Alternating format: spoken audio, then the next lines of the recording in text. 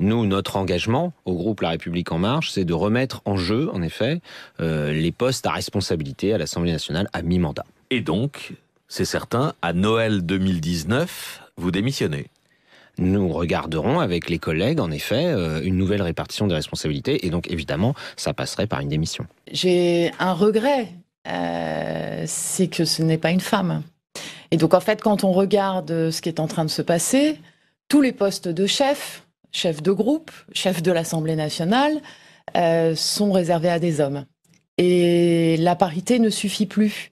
Ce que l'on continue de dénier aux femmes, dans le système politique actuel, c'est le droit, la possibilité d'être des dirigeantes. Mais une femme présidente de l'Assemblée, vous auriez pas trouvé ça classe d'une certaine manière ? Ah si, j'aurais trouvé ça classe. Et si parmi les candidats qui se présentaient, on avait 2 personnes qui avaient un projet de même valeur et une expérience de même valeur, la question aurait pu se poser. Mais là, le projet de François et son expérience étaient bien au-dessus des autres candidatures. Donc... Je vous l'avais dit, je suis attaché à l'idéal républicain, mais il n'inclut pas une obligation d'enthousiasme et de toutes ces simagrées. Alors on se lève, on se relève, on acclame, on applaudit en cadence. Monsieur de Rugy, qui est une des figures essentielles de l'opportunisme politique, pourquoi faire ? Je vous cache pas que l'élection de Monsieur de Rugy à la présidence de l'Assemblée n'est pas la forme de renouvellement, je pense, qu'attendaient les Français. Voilà